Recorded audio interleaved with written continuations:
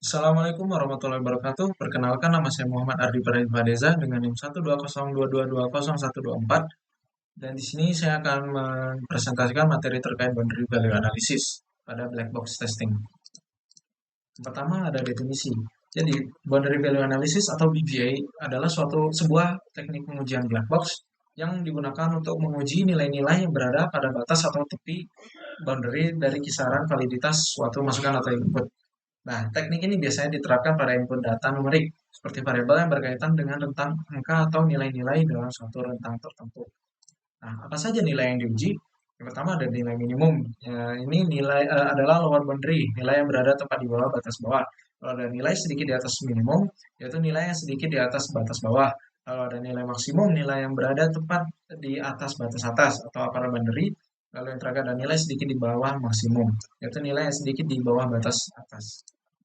Selanjutnya apa saja manfaat dari BVA ini? Nah, manfaat pertama mendeteksi kesalahan pada batas-batas. BVA ini dapat membantu kita dalam mendeteksi kesalahan atau bug yang mungkin terjadi pada batas-batas tentang validitas masukan.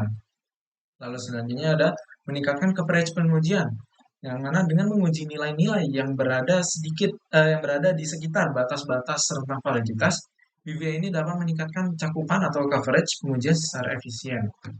Nah, selanjutnya efisiensi dalam pengujian. BVA ini membantu dalam mengurangi jumlah tes yang perlu dilakukan. Karena BVA ini fokusnya pada nilai-nilai yang paling mungkin menyebabkan kesalahan. Lalu selanjutnya ada meningkatkan kualitas perangkat lunak. Nah, dengan mengidentifikasi dan memperbaiki kesalahan pada batas-batas rentang validitas, BVA ini dapat membantu meningkatkan kualitas keseluruhan perangkat lunak.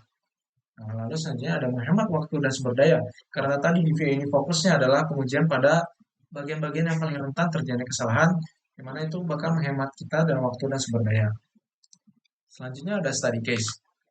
Di sini study case-nya adalah sistem pemesanan tiket kereta api.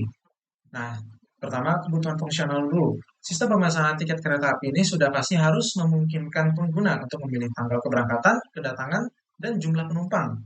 Yang mana setiap 3 poin ini ada batasan-batasan tertentu untuk pengguna memasukkan nilai kepadanya.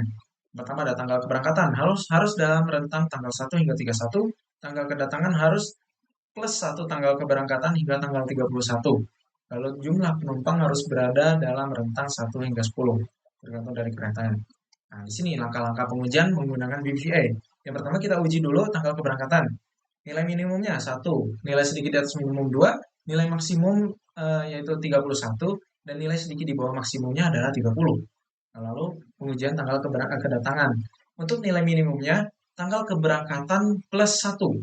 Jadi misalnya kalau tanggal keberangkatannya 1, berarti nilai minimum dari tanggal kedatangan adalah 2. Seperti itu. Lalu nilai sedikit di atas minimum, yaitu tanggal keberangkatan +2. Jadi misal tanggal keberangkatan 1, berarti minimum dari kedatangan adalah 2, nilai sedikit di atas minimum adalah 3.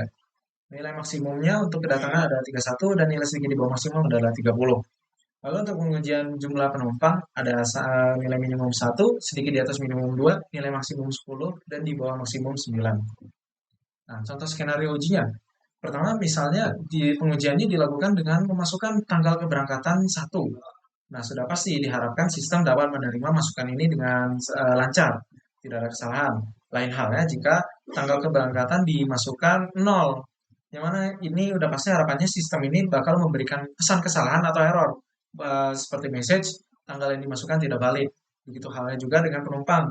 Misal penumpang yang dimasukkan 0 atau 11, yang mana itu di luar dari rentang, harapannya sistem ini dapat memberikan pesan kesalahan seperti jumlah penumpang tidak valid. Nah, setelah ada pengujian-pengujian tadi, akan didapatkan hasil pengujian, yang mana tim pengujian akan mencatat apakah sistem merespons secara tepat sesuai dengan skenario uji yang telah ditentukan. Nah, mereka akan memeriksa apakah aplikasi dapat menangani batas-batas rentang validitas dengan benar dan memberikan respons yang sesuai dalam setiap kasus. Mungkin itu saja dalam presentasi kali ini. Terima kasih telah memperhatikan. Sampai jumpa lagi. Wassalamualaikum warahmatullahi wabarakatuh.